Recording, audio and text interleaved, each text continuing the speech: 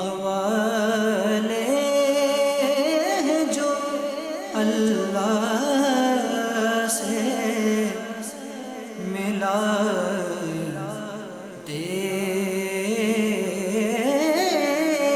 تھے۔ الحمدللہ رب العالمین والصلاة والسلام علی سید المرسلین، اما بعد فاعوذ باللہ من الشیطان الرجیم، بسم اللہ الرحمن الرحیم۔ الصلاة والسلام علیکہ یا رسول اللہ وعلی آلکہ واصحابکہ یا حبیب اللہ، الصلاة والسلام علیکہ یا نبی اللہ وعلی آلکہ واصحابکہ یا نور اللہ۔ اولیاء کرام اور صوفیاء کرام کے احوال اور صفات کے حوالے سے کلام ہمارا چل رہا ہے۔ اولیاء کرام کی جو صفات ہیں وہ وہی ہیں جو قرآن میں، احادیث میں اور بزرگان دین کی کتابوں میں لکھی ہوئی ہیں۔ اس میں سے چند اوصاف بیان کیے تھے۔ ایک ہے اللہ تعالیٰ کی محبت، دوسرا ہے اتباع سنت، اتباع شریعت، اور تیسرا وصف ہے تزکیہ نفس۔ صوفیہ کرام کے احوال پڑھیں تو یہ والے جو عنوانات میں نے عرض کیے ہیں یہ سب کی زندگیوں کے اندر بڑا واضح طور پہ نظر آتے ہیں۔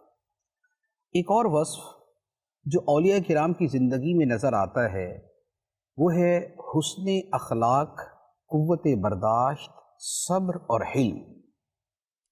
ویسے تو ان میں سے ہر لفظ کا جدا جدا معنی ہے، لیکن عام فہم زبان کے اندر ہم تقریباً سب کو ملا کر ہی بیان کرتے ہیں کہ ان کی طبیعت میں صبر ہوتا ہے، حلم ہوتا ہے، قوت برداشت ہوتی ہے، رواداری ہوتی ہے۔ یہ اولیاء کرام کے مزاج کا حصہ ہے۔ اس لیے جب ہم اولیاء کرام کے حالات پڑھتے ہیں، سیرتیں پڑھتے ہیں، تو ہمیں یہ نظر آتا ہے کہ ان کے اوپر کیسا بھی ظلم ہوا، نتیجہ کیا ہوا جی؟ معاف کر دیا۔ ان کے ساتھ کیسا بھی سلوک کیا گیا، نتیجہ کیا ہوا کہ جس نے برائی کی انہوں نے اس کے ساتھ اچھائی کی۔ اور یہ بڑے بڑے اکابرین کی سیرتوں کے اندر آپ کو یہ مل جائے گا۔ خواجہ غریب نواز رحمۃ اللہ علیہ کی سیرت پڑھ لیں، حضرت فضیل بن عیاض علی رحمہ کو پڑھ لیں، حضرت سیدنا معروف کرخی کو پڑھ لیں، حضرت امام احمد کبیر رفاعی علی رحمہ کو پڑھ لیں۔ آپ جس بھی ولی کے بارے میں پڑھیں گے اس کی سیرت کے اندر یہ بات ملے گی۔ بلکہ جیسے حضرت حسن بصری رحمۃ اللہ علیہ کا واقعہ ہے کہ آپ سے کسی نے آ کے کہا کہ حضور فلاں بندہ آپ کی غیبت کر رہا تھا، تو آپ نے کھجوروں کا ایک تھال جو ہے وہ اس کے پاس بھیج دیا کہ بھائی مجھے پتہ چلا ہے کہ آپ نے اپنی ساری نیکیاں میرے نامہ اعمال میں ٹرانسفر کر دی ہیں، تو میں آپ کا کوئی معاوضہ تو نہیں دے سکتا، یہ میری طرف سے کھجوریں قبول فرما لیں۔ حالانکہ عام طور پہ کیا ہوتا ہے کہ ہمیں پتہ چلے کہ ہماری کسی بندے نے برائی کی ہے تو ہمارا بالکل مزاج متغیر ہو جائے گا، ہماری طبیعت بدل جائے گی۔ لیکن صوفیہ کرام کے جو احوال ملیں گے وہ ایسے ہی ملیں گے کہ ان کے اندر برداشت، قوت برداشت اور تحمل یہ بہت زیادہ ہوگا۔ اور یہ کیوں نہ ہو کہ اولیاء کرام کون ہوتے ہیں؟ متقین۔ جو آیت مبارکہ نا الذین آمنوا وکانوا یتقون، کہ اولیاء وہ ہیں جو ایمان میں کامل اور تقوی میں کامل ہوتے ہیں۔ تو اولیاء کرام متقین ہوتے ہیں، اور متقین کے اوصاف میں اللہ تعالیٰ نے بیان فرمایا ہے والکاظمین الغیظ والعافین عن الناس واللہ یحب المحسنین، اور وہ غصہ پینے والے اور لوگوں سے درگزر کرنے والے، معاف کر دینے والے، اور اللہ احسان کرنے والوں کو پسند فرماتا ہے۔ تو یہ قرآن پاک نے متقین کے اوصاف جو بیان کیے اس میں بطور خاص ان کو بیان فرمایا۔ اس سے پہلے کیا چل رہا ہے؟ اعدت للمتقین، کہ اللہ تعالیٰ نے جنت کو تیار کیا متقین کے لیے۔ اب متقین کون ہے؟ پھر آگے اس کی جو وہ تفصیل ہے، صفات کا بیان ہے، اور اسی میں اس کا بیان ہے والکاظمین الغیظ والعافین عن الناس۔ تو اس کا مطلب یہ ہوا کہ متقین اولیاء ہیں، اور اولیاء کاظمین الغیظ ہوتے ہیں، عافین عن الناس ہوتے ہیں، اور محسنین ہوتے ہیں۔ تو یہ تینوں اوصاف جو ہے یہ قرآن مجید کے اندر بیان کیے گئے۔ اسی طرح ان کا معاملہ عفو درگزر کا بھی ہوتا ہے اور صرف نظر کا بھی ہوتا ہے۔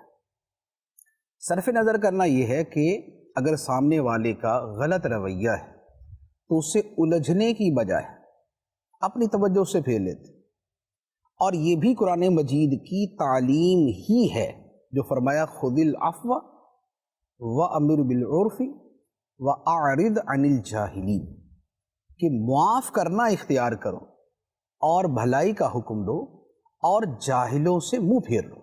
جاہلوں سے مراد جن کا رویہ جاہلانہ، بدتمیز اور بیہودہ گو، تو فرمایا کہ ان سے اعراض کر لو، انہیں اگنور کر دو، ان سے صرف نظر کر لو۔ تو یہ وہ اوصاف ہیں کہ جو اللہ تعالیٰ نے قرآن مجید میں اپنانے کا یا تو حکم دیا اور یا متقین کے اوصاف کے طور پہ انہیں بیان فرمایا۔ تو چونکہ یہ متقین کے اوصاف ہیں، اس لیے اولیاء کرام جو مجاہدے کرتے ہیں وہ مجاہدے ایسے کرتے ہیں کہ جس سے ان میں برداشت کا مادہ زیادہ ہو جائے، اور ایسے ایسے حیرت انگیز واقعات ہوتے ہیں، جیسے مثال کے طور پہ بہت مرتبہ ایسا ہوتا ہے کہ بڑا اپنے دماغ کے اندر اپنے آپ کو بڑا سمجھنے والا اگر کوئی شخص اولیاء کے پاس جاتا ہے، کسی مرشد کامل کے پاس جاتا ہے کہ میری تربیت کرے، راہ سلوک پہ چلائیں، تو چونکہ اس کے اندر قوت برداشت پیدا کرنی ہوتی ہے، تو سب سے پہلا کام ہی اس کو یہ کرتے ہیں کہ بھی سب کے جوتے سیدھے کرو۔ اس کی ڈیوٹی یہ ہوتی کہ میری محفل میں لوگ جتنے بھی آ کے بیٹھیں گے تو تمہارا کام یہ ہے کہ ان کی جوتیاں سیدھی کرنی، اور وہ بڑے مدرسے سب کی جوتیاں سیدھی کر رہے ہوتے ہیں۔ تو یہ کیا ہے کہ یہ اس کے اندر جو انانیت ہے، جو بڑائی ہے، تو اسے مارنا ہے۔ اب جو بندہ دوسرے جس کی جوتی سیدھی کر رہا ہوگا تو اس کے ساتھ کیا وہ غصے کا معاملہ کرے گا اور کیا اس سے لڑائی جھگڑے کا معاملہ کرے گا۔ اچھا پھر کیا ہوتا ہے کہ اولیاء کرام کی تعلیم میں یہ بھی ہوتا ہے کہ بعض اوقات یہ بھی ہوتا ہے کہ جوتیاں سیدھی کر کر کے بھی تکبر پیدا ہو جاتا ہے کہ دیکھیں جی ہمارے اندر کتنی عاجزی ہے، کیونکہ شیطان تو ہر اعتبار سے بندے کو گھیرتا ہے نا۔ تب اس کے بعد کیا کرتے ہیں کہ پھر اس سے آگے والا کوئی کام کرواتے ہیں، پھر وہ کام کرواتے ہیں کہ جس کے اندر یہ عاجزی نہ ہو۔ پھر یہ ہوگا کہ بھئی دوسروں کے سامنے اکڑ کے کھڑے ہو ذرا، اور وہ بولے یار اکڑ کے کھڑا ہوں گا لوگ کیا بولیں گے کہ یہ کتنا متکبر ہے۔ تو وہ اس کی اسی جو نفس کے اندر جو خامی ہے اسی کو سیدھا کرنے کے لیے یہ کام کرواتے ہیں۔ تو یہ قوت برداشت پیدا کرنے کے لیے ایک بہت بڑے ولی کا واقعہ ہے کہ انہوں نے کسی کو عبادت و ریاضت کروائی، پہلے وہ والا مرحلہ طے کروایا کہ نفس عبادت کا عادی ہو جائے، اس کے بعد یہ جوتے سیدھے کروانا یہ والا کام کروایا، اس کے بعد لوگوں کے سامنے کھانا رکھنے کا کام یہ کروایا، پھر اس کے بعد اس سے برتن دھلوانے کا کام کروایا کہ چلو بھی اب کھانا تقسیم نہیں کرنا، کھانا تقسیم کرتے تو بندہ خود کو چودھری سمجھ رہا ہوتا، جیسے ہوتا ہے نا کہ کھانا تقسیم کرنے والا ایسا سمجھ رہا ہوتا ہے کہ جیسے کھانا میں ہی دے رہا ہوں۔ تو اس کے بعد ان کو برتن دھلوانے پہ لگا دیا، برتن دھلوانے سے فارغ ہوا، اب اس کے بعد جوتیاں سیدھی کرنے پہ لگا دیا، جوتیاں سیدھی کرنے کے بعد اس کو واش روم دھونے پہ لگا دیا۔ تو یوں مرحلہ با مرحلہ جو ہے وہ ان کی تربیت کرتے ہیں تاکہ ان کے اندر برداشت پیدا ہو۔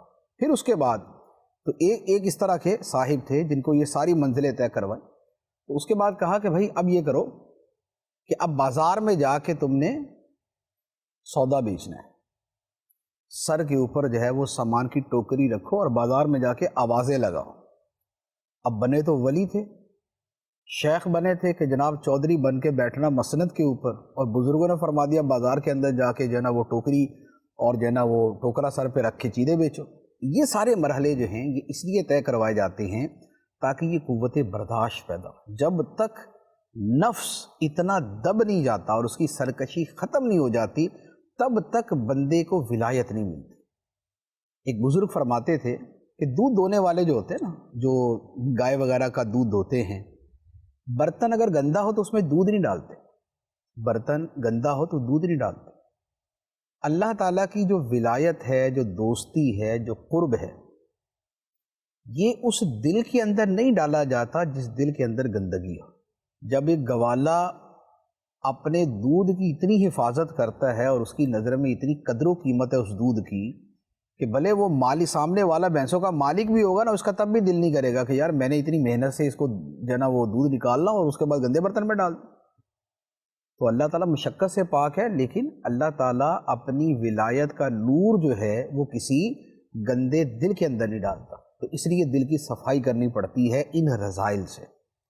تو یہ جو برداشت ہے، یہ جو نفس کے اندر تحمل ہے اور جو حلم ہے، یہ پیدا کرنا ہوتا ہے۔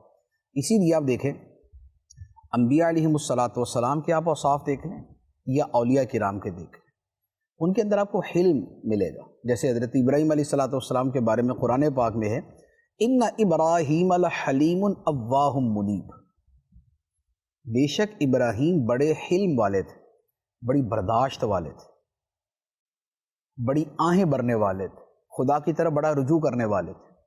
اور یہی آپ کو اولیاء کرام میں ملے.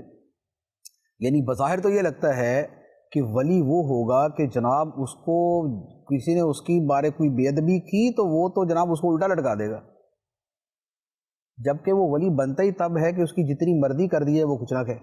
ایک بزرگ کے پاس ایک شخص نے آ کے اصرار کیا کہ حضور مجھے آپ اسم اعظم عطا فرما دیں. تو انہوں نے فرمایا کہ بھئی اسم اعظم ہر بندے کو نہیں دیا جا سکتا، کیونکہ اسم اعظم تو یہ ہے کہ بندہ پڑھ کے جو دعا مانگے گا ہو جائے گا. ویسے اس نے کہا نہیں حضور میں انشاءاللہ بڑا. اس نے کہا تم کرو گے کیا اس کا، اسم اعظم سے کیا کرو گے؟ اس نے کہا جی میں اسم اعظم سے یہ کروں گا، میں اچھے کام کروں گا، اچھے کاموں میں استعمال کروں گا، پیسے کے لیے نہیں استعمال کروں گا، کوئی اور اس طرح کی چیزوں کے لیے نہیں کروں گا، اچھے کاموں کے لیے کروں گا.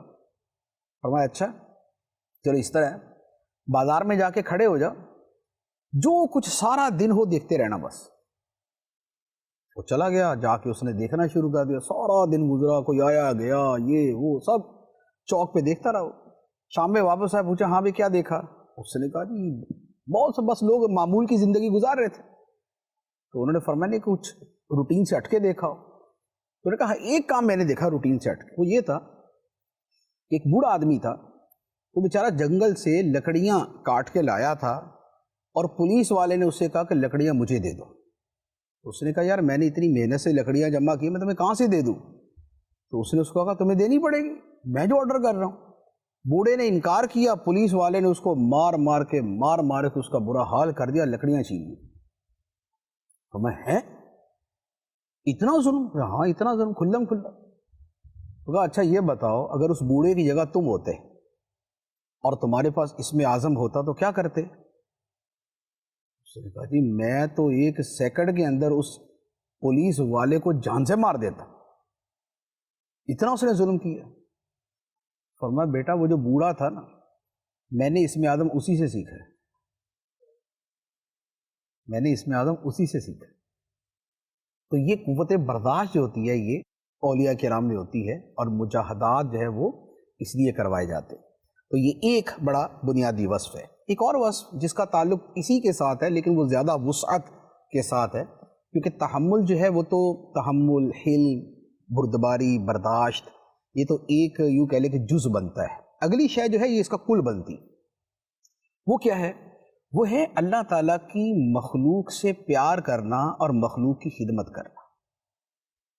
خدا کی مخلوق سے پیار کرنا اور خدا کی مخلوق کی خدمت کرنا. ایک بڑا مشہور شعر ہے، بعد مولانا روم علی رحمہ کا کہتے ہیں، بعد شیخ سعدی کا اسے کہتے ہیں کہ دل بدست آور کے حج اکبر است، کہ لوگوں کا دل اپنے ہاتھ میں لو کہ یہ حج اکبر ہے، یہ سب سے بڑا حج. مراد یہ کہ لوگوں کا دل جیتو، لوگوں کا دل جیتو، یہ سب سے بڑا حج ہے، یعنی سب سے بڑی نیکی ہے. اور یہ حقیقت ہے کہ یہ سب سے بڑی نیکی، یعنی کہ یہ صرف شعر نہیں ہے، حدیث مبارک ہے، معجم کبیر کی حدیث ہے. نبی پاک صلی اللہ تعالیٰ علیہ وسلم نے فرمایا کہ اللہ تعالیٰ کے نزدیک فرائض کی ادائیگی کے بعد سب سے افضل عمل مسلمان کے دل میں خوشی داخل کرنا ہے. اللہ تعالیٰ کے نزدیک فرائض کے بعد سب سے افضل عمل مسلمان کے دل میں خوشی داخل کرنا. تو یہ کیا ہے؟ یہ اسی خدمت خلقہ، ارضائے خلقہ، ارضائے مسلم کا، یہ اسی کی ایک جہت ہے. تو اسے فرائض کے بعد سب سے بڑی نیکی قرار دیا. اچھا اسی طرح شیخ سعدی رحمۃ اللہ علیہ کا ایک شعر ہے، بڑا خوبصورت شعر ہے، اور طریقت کی کتابوں میں، تصوف کی کتابوں میں بڑی کثرت سے اسے نقل کیا جاتا ہے. فرماتے ہیں کہ طریقت بجز خدمت خلق نیست، طریقت بجز خدمت خلق نیست، بتسبیح و سجادہ و دلق نیست. فرماتے ہیں کہ طریقت جو ہے یہ مخلوق کی خدمت کرنے کے علاوہ کچھ نہیں ہے.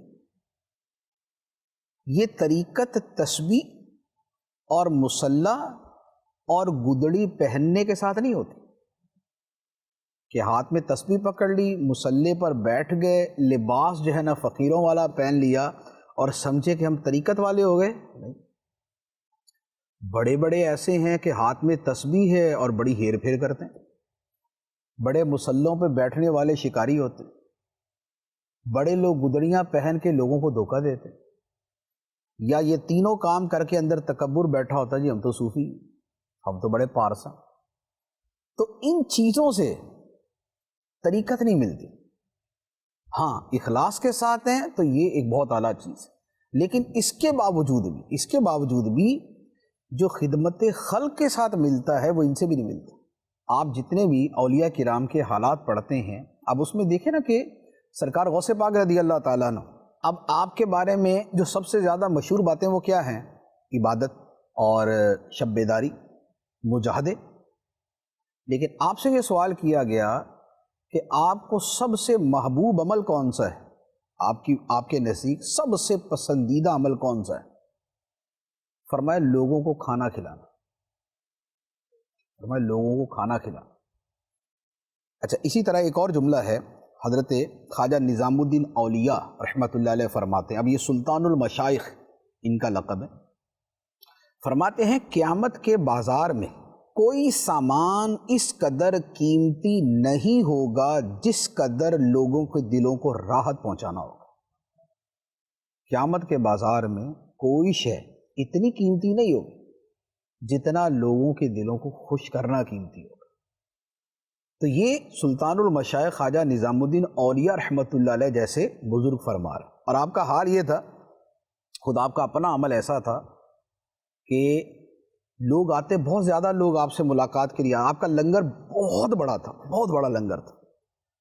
تو لوگ آتے نا تو دھوپ میں بیٹھے ہوتے، تو آپ اپنے مریدوں سے فرماتے یار ان کو چھاؤں میں کرو نا. تو وہ خادم کہتے کہ حضور جگہ نہیں ہے. فرمایا یار دھوپ میں وہ بیٹھے ہوئے دل میرا جل رہا ہے، دھوپ میں وہ بیٹھے ہیں دل میرا جل رہا ہے. یہ خواجہ نظام الدین اولیاء رحمۃ اللہ علیہ کا یہ فرمان ہے، یہ آپ کی سیرت کے اندر موجود ہے. اور اس طرح کا ایک نہیں، پتہ نہیں کتنے آپ کے اس طرح کے فرامی، یعنی کہ لوگوں کا اس قدر خیال ہوتا تھا. آپ ہی کا واقعہ ہے یہ، غالباً کسی اور بزرگ ہے. ایک مرتبہ اپنے خادموں سے پوچھا یار سب کو کھانا وانا کھلا دیا نا مہمانوں کو؟ تو انہوں نے کہا جی حضور کھلا دیا. رہ تو نہیں گیا؟ کہ نہیں حضور الحمدللہ سب کو کھلا دیا. دیکھ لو بھول نہ گئے ہو کسی کو؟ ہوگا نہیں حضور نہیں بھولے ہم. اچھا سب نے کھا لیا؟ جی حضور سب نے کھا لیا. اور میں 3 دن سے مجھے کھانا نہیں ملا، 3 دن سے مجھے کھانا نہیں ملا، مجھے بھی دے دو. یہ ہے مخلوق کے ساتھ جو پیار اور محبت اور ان کے ساتھ شفقت کا معاملہ، یہ ہے. اور اس کی اصل کیا ہے؟ بیسیکلی یہ جو مخلوق کے ساتھ اتنی محبت کا معاملہ یہ کیوں ہے؟ اس کی وجہ یہ ہے کہ وہ شعب الایمان کی حدیث ہے، امام بہقی رحمۃ اللہ علیہ نے نقل کی. فرماتے ہیں الخلق عیال اللہ، کہ مخلوق خدا کا کنبہ ہے. جیسے ہمارا خاندان ہوتا ہے، فرمایا مخلوق خدا کا کنبہ ہے. فَأَحَبُّ الْخَلْقِ إِلَى اللَّهِ مَنْ أَحْسَنَ إِلَىٰ عِيَالِهِ، اور اللہ کی بارگاہ میں مخلوق میں سب سے محبوب وہ ہے جو خدا کے کنبے کے ساتھ اچھا سلوک کرنے والا ہے. تو یہ کنبے کا لفظ ہے یہ سمجھانے کے لیے بیان فرمایا، یعنی کہ لازمی بات ہے کہ اللہ تعالیٰ کا یوں خاندان تو نہیں، اللہ تعالیٰ اس سے پاک ہے، لیکن جیسے خاندان کا خاندان والے سے گہرا تعلق ہوتا ہے، تو یہ اس تعلق کی گہرائی ہے. جیسے ہم کسی کو بولتے ہیں نا یار تم تو میرے بیٹے ہو، وہ بیٹا نہیں ہوتا، وہ اس سے تعلق کی شدت ظاہر کرنے کے لیے کہا جاتا ہے. تو مخلوق کا خدا سے کیسا گہرا تعلق ہے، یہ اس کا بیان ہے کہ مخلوق خدا کا کنبہ ہے، اور اللہ کو سب سے پیارا وہ ہے جو اس کے کنبے کے ساتھ اچھا سلوک کرنے والا. اور پھر آپ اسی کو اگر آپ قرآن مجید کی آیات احادیث مبارکہ کی روشنی میں دیکھیں تو یہ ایسا نہیں ہے کہ یہ استدلالی چیز ہے، نہیں، یہ نصی چیز ہے. ایک استدلال ہے، ایک نص، یہ تو آپ سمجھتے ہیں. نص کے اعتبار سے کیسے؟ قرآن پاک میں فرمایا وَيُؤْثِرُونَ عَلَىٰ أَنفُسِهِمْ وَلَوْ كَانَ بِهِمْ خَصَاصَةٌ، کہ خدا کے جو پیارے بندوں کا تذکرہ ہے اس میں فرمایا کہ وہ ہیں کہ جو اپنی جانوں پر دوسروں کو ترجیح دیتے ہیں اگرچہ خود انہیں حاجت ہے، جیسے انصار صحابہ کرام نے مہاجر صحابہ کرام کے لیے کیا، یا اور کئی واقعات ایسے کہ جس میں اپنی ضرورت کو قربان کر کے دوسرے کی ضرورت کو پورا کر دی. یہ ایثار ہے، ٹھیک ہے نا، یہ ایثار ہے. سخاوت یہ ہے کہ اپنی بھی پوری کی، دوسرے کی بھی پوری کر دی. ایثار یہ ہے کہ اپنی ضرورت کو چھوڑ دیا، دوسرے کی ضرورت پوری کر دی. تو اب یہ کیا ہے؟ یہ مخلوق کے ساتھ حسن سلوک تو ہے. اسی طرح ایک اور آیت مبارکہ ہے ان لوگوں کے بیان میں کہ جن کے بارے میں اللہ تعالیٰ فرماتا ہے کہ اللہ تعالیٰ انہیں جہنم سے بچائے گا اور جنت میں داخل فرمائے گا اور ریشم کے لباس پہنائے گا. یہ سارا یہ بیان چل رہا ہے سورۃ الدہر کے اندر، یہ پورا بیان ہے. اب وہ جن لوگوں کے لیے ہے، جن لوگوں کے لیے وہ جنت کے عالی شان نعمتیں ہیں، وہ ریشم کے لباس ہیں، وہ شیشے کے گلاس ہیں، وہ مہر لگی شرابیں ہیں، وہ سب کن کے لیے ہے؟ تو جن کے بارے میں وہ بیان کی ہے اس میں سے ایک شے ہے یہ ہے وَيُطْعِمُونَ الطَّعَامَ عَلَى حُبِّهِ مِسْكِينًا وَيَتِيمًا وَأَسِيرًا، اور وہ لوگ اللہ کی محبت میں کھانا کھلاتے ہیں مسکین کو اور یتیم کو اور قیدی کو. تو یہ بھوکوں کو کھانا کھلانا، یہ محتاجوں کو کھانا کھلانا کیا ہے؟ یہ تو خدمت خلق ہے. اور ان کے لیے یہ سارے فضائل ہیں. فَوَقَاهُمُ اللَّهُ شَرَّ ذَلِكَ الْيَوْمِ وَلَقَّاهُمْ نَضْرَةً وَسُرُورًا. تو پھر وہ پوری آیات ہیں، وہ سب آیات ان کے لیے ہیں. اور یہ کون ہے؟ یہ خدمت خلق کرنے والے. حدیث مبارک دیکھ لیں، بخاری اور مسلم کی حدیث ہے. فرمایا کہ الساعی علی الارملۃ والمساکین کالساعی فی سبیل اللہ احسبہ قال کالقائم لا یفطر وکالصائم لا یفطر. فرمایا کہ جو شخص بیواؤں اور مسکینوں کے لیے کوشش کرنے والا ہے، کہ بیوائیں ہیں یا بیوہ ہے، اس کا کوئی روزگار کا، اس کے اخراجات کا کوئی سلسلہ نہیں ہے، تو وہ اپنی جیب سے دیتا ہے یا 4-5 بندوں سے جمع کر کے دیتا ہے یا بہت سارے لوگوں سے جمع کر کے دیتا ہے بیواؤں کے لیے اور مسکینوں کے لیے. الساعی، بھاگ دوڑ کرنے والا. تو فرمائے کہ یہ کیسے ہے؟ کالساعی فی سبیل اللہ، یہ ایسے ہی ہے جیسے میدان جہاد کے اندر بھاگ دوڑ کرنے والا، یعنی مجاہد.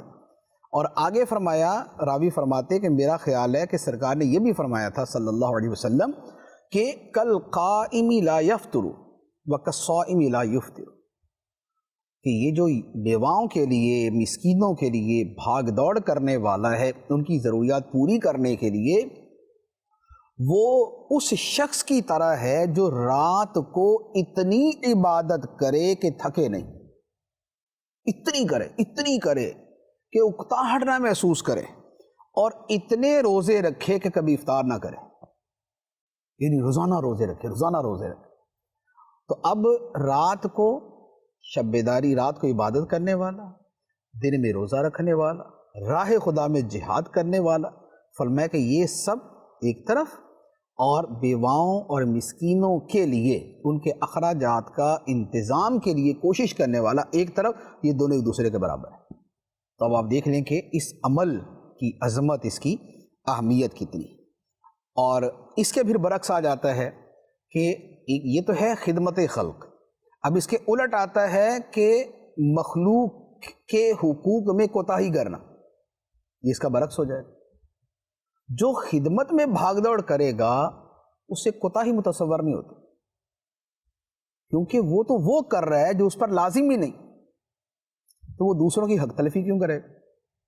اور اسی لیے اولیاء کرام کی زندگیوں میں معمولی چیزوں پر وہ اس قدر حق معاف کروانے کی کوشش کرتے تھے کہ آدمی کی عقل دنگ رہ جاتی. جیسے ایک بہت بڑے محدث ہیں، ان کا واقعہ شاید حضرت عبداللہ بن مبارک رضی اللہ تعالیٰ عنہ، یہ کوئی اور ہیں، کہ کسی ملک میں گئے اور وہاں کسی سے انہوں نے عاریتاً قلم لیا لکھنے کے لیے، اور وہ قلم بھول کر ان کے سامان میں آ گیا. تو اب کسی کا قلم تھا اور یہ دوسرے ملک میں واپس آ گئے. اس قلم کو لوٹانے کے لیے دوبارہ اس ملک میں واپس گئے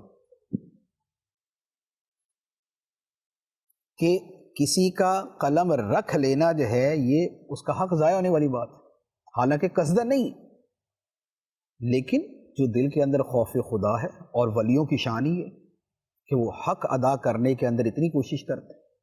سرکار غوث پاک رضی اللہ تعالیٰ عنہ کے والد صاحب کا واقعہ تو آپ سب نے سنا ہوگا۔ آپ کے والد حضرت سید موسیٰ جنگی دوست رحمۃ اللہ علیہ، ان کی جو شادی غوث پاک رضی اللہ تعالیٰ عنہ کی والدہ سے ہوئی تھی، اس کے پیچھے کی جو پوری سٹوری ہے وہ کیا ہے؟ سیب ہی کھایا تھا نا، ایک نہر میں، دریا میں تیرتا ہوا سیب کھایا تھا۔ کھانے کے بعد یہ ذہن میں آیا کہ اوہ یہ پتہ نہیں کس کا تھا، بغیر اجازت کے کھا لیا۔ اس کو معاف کروانے کے لیے گئے اور پھر وہاں پر آگے کا سارا واقعہ ہوا تو یہ کیا تھا کہ بھئی ایک سیب کسی کا بغیر اجازت کے کھا لیا تھا۔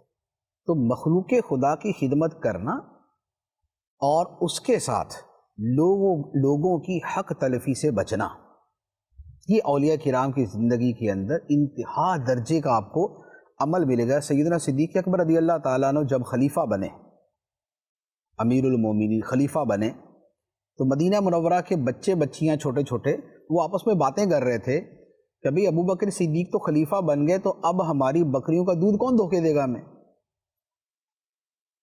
کیونکہ پہلے آپ ان بچے بولتے تھے کہ حضور ذرا بکری کا دودھ نکال دیں تو وہ نکال دیتے تھے، پانی دے دیں ان کو پانی دے دیتے تھے۔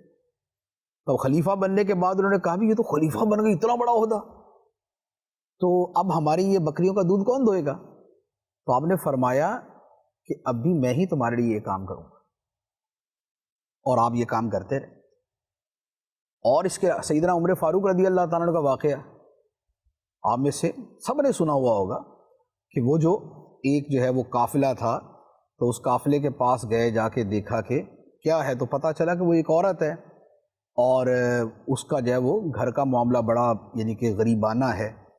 تو آپ نے فرمایا کہ اس کے کھانا نہیں تھا اس کے پاس، تو آپ خود جو ہے وہ بیت المال گئے، گندم کی یا اس کی اناج کی بوری اٹھائی، لائے، آگ جلائی، پھر کھانا پکا کے کھلایا۔ تو خادم نے کہا حضور واپس چلتے ہیں، کھانا تو مل گیا۔ فرمایا نہیں، بچوں کو روتے دیکھا تھا، چاہتا ہوں کہ ہنستا ہوا بھی دیکھوں۔ یہ کیا ہے؟ یہ خدمت خلق، یہ مخلوق کی خدمت ہے، مخلوق کا دل خوش کرنا ہے۔ تو یہ چیزیں جو ہے یہ اولیاء کرام کے اوصاف کے اندر بہت زیادہ جو ہے وہ ہوا کرتی تھی۔ اس کے بعد ایک اور وصف، اور یہ بھی بڑا معروف ہے اور اس کو بھی تقریباً ہر بندہ سمجھتا ہے، وہ ہے اخلاص، دل کو اللہ کے لیے خالص کر لینا۔ لفظ خالص جو ہے نا، یہ استعمال ہوتا ہے جیسے وہ دودھ کے جس میں کوئی ملاوٹ نہ ہو، وہ سفیدی کے جس میں کدورت نہ ہو، وہ صفائی کے جس میں میلا پن نہ ہو۔ اخلاص اسے کہتے ہیں، کسی شے کو خالص کر دینا اضافی چیزوں سے۔ تو عبادت کو اللہ تعالیٰ کے لیے ایسا خالص کر لینا کہ اس میں غیر کے لیے ہونے کا شائبہ تک باقی نہ رہے، یہ اخلاص۔ اور اولیاء کرام اولیاء بنتے ہی تب ہیں کہ جب وہ اخلاص کے اعلیٰ درجے پر ہوتے ہیں، کیونکہ یہ سوچ سکتے ہیں کہ ریاکار ہو اور اللہ کا ولی ہو، سوال ہی پیدا نہیں ہوتا۔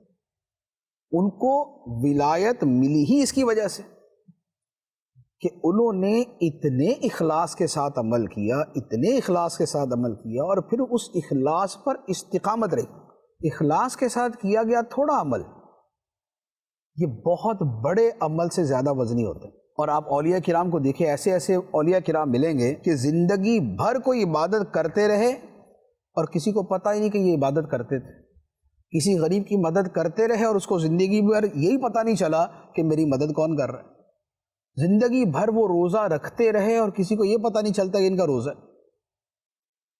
اس قدر جو ہے وہ اخلاص کے ساتھ وہ عبادت کرتے رہے۔ حدیث مبارک ہے، نبی پاک صلی اللہ تعالیٰ علیہ وسلم نے حضرت معاذ بن جبل رضی اللہ تعالیٰ عنہ سے فرمایا، اخلص دینک یکفیک العمل القلیل، اپنی عبادت کو خالص کر لو تو تھوڑا عمل بھی تمہیں کفایت کرے گا، تھوڑا عمل بھی تمہیں کفایت کرے گا۔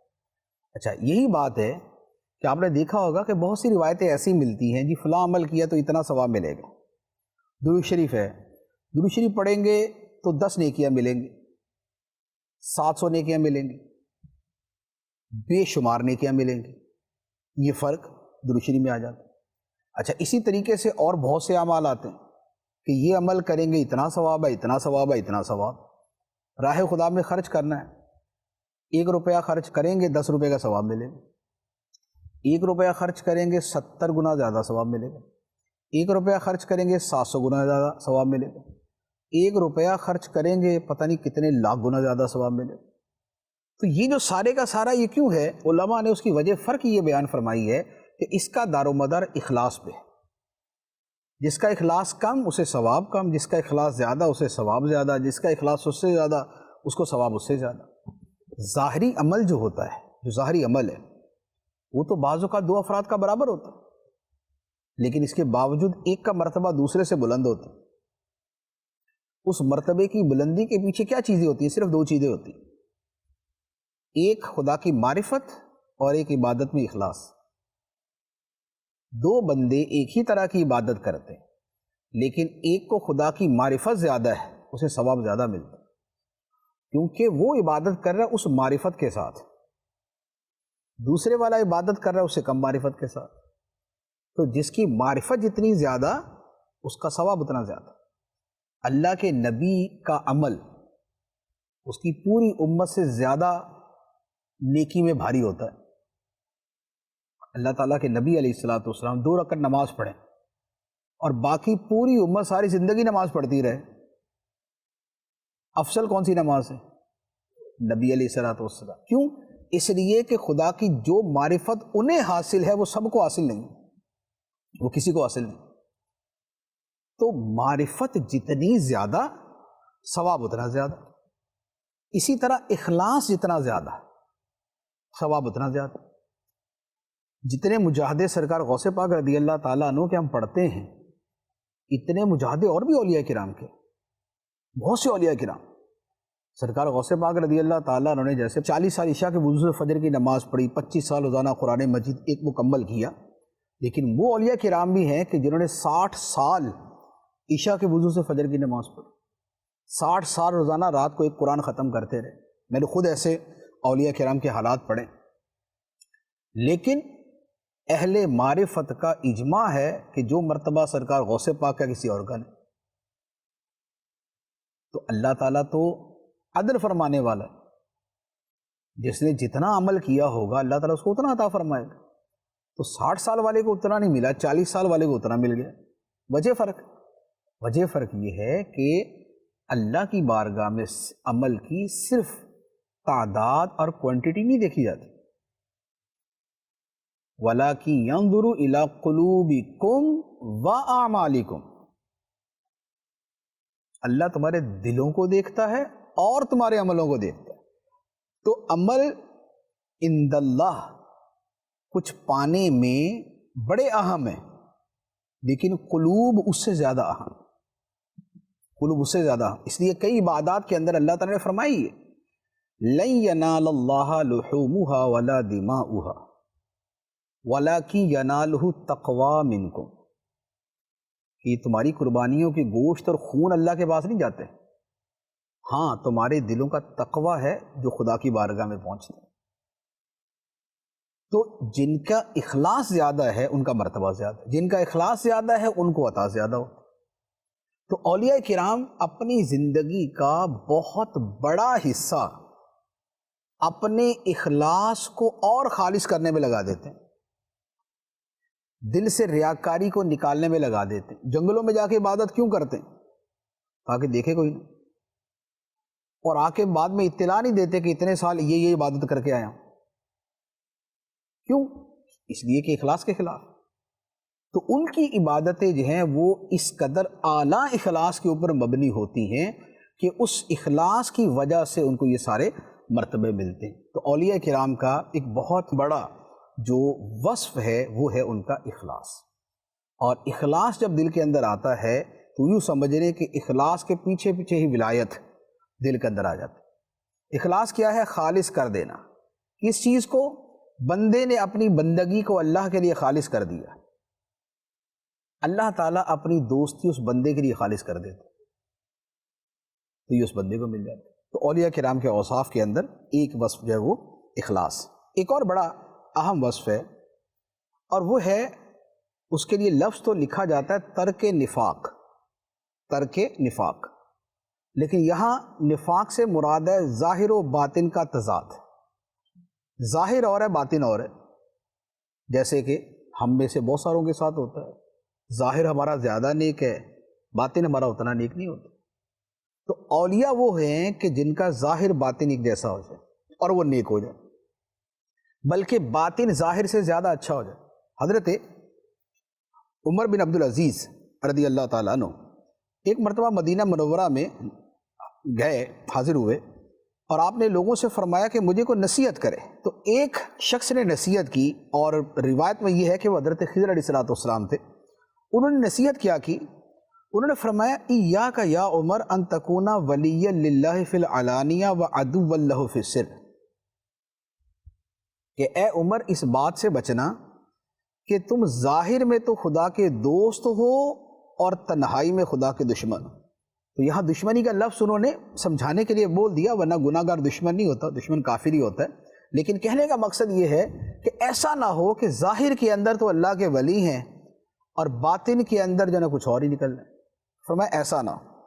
اسی طرح حضرت محلب بن ابی صفرہ رحمۃ اللہ علیہ فرماتے ہیں، فرمایا انی لاکرہ الرجل یکون للسانہ فضل علی فعلہ، فرمایا کہ میں ایسے شخص کو ناپسند جانتا ہوں، ناپسند سمجھتا ہوں کہ جس کی زبان کو اس کے فعل پر فضیلت ہو،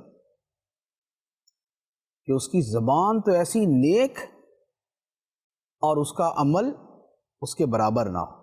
حضرت معاویہ بن قرہ رحمۃ اللہ علیہ فرماتے ہیں بکاء القلب خیر من بکاء العین، کہ دل کا رونا آنکھوں کے رونے سے بہتر ہے، کیونکہ آنکھوں کا رونا دوسرے بھی دیکھتے ہیں، دل کے رونے کا بندے کو پتہ، اور پھر آنکھوں کا رونا جو ہے وہ بہت مرتبہ ایسا ہوتا ہے کہ بندہ روتا بھی ہے، بہت کچھ کر بھی رہا ہوتا ہے، ادھر دھاڑے مار کے رویا، بعد میں جا کے پھر دوبارہ اسی کاموں میں لگا ہوا، لیکن جو دل سے روتا ہے تو وہ جیسے وہاں نیک ہے ایسے ہی دوسری جگہ نیک، جیسے ظاہر میں نیک ہے اسی طرح باطن میں نیک ہے۔ حضرت عبد الواحد بن زید فرماتے ہیں کہ ہم حضرت امام حسن بصری علیہ رحمہ کے پاس پہنچے، اور وہ اس مرتبے کو، جو مرتبہ حضرت امام حسن بصری کا تھا، وہ اس مرتبے کو اس لیے پہنچے کہ جس شے کا وہ دوسروں کو حکم دیتے تھے، حکم دینے سے پہلے خود اس پر عمل کرتے تھے، اور جس شے سے دوسروں کو منع کرتے تھے پہلے خود اس سے دور ہوتے تھے۔ اور فرماتے ہیں کہ ہم نے کوئی آدمی حسن بصری سے زیادہ ایسا نہیں دیکھا جس کا ظاہر اس کے باطن کے ساتھ مشابہت رکھتا، یعنی کہ ظاہر و باطن ان کا آپس میں ایسا مشابہ تھا کہ ان سے بڑھ کر ہم نے کوئی آدمی نہیں دیکھا۔ یہ حضرت حسن بصری رحمۃ اللہ علیہ۔ اور حضرت عتبہ بن عامر فرماتے ہیں کہ جب کسی بندے کا ظاہر باطن ایک جیسا ہو جائے تو اللہ تعالیٰ اپنے فرشتوں سے فرماتا ہے کہ یہ ہے میرا سچا بندہ۔ جب بندے کا ظاہر باطن ایک ہو جائے تو اللہ تعالیٰ فرماتا ہے یہ ہے میرا سچا بندہ۔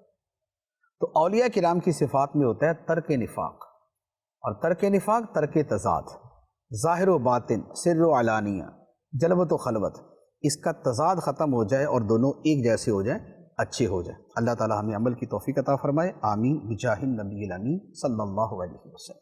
اللہ والے ہیں جو اللہ سے ملا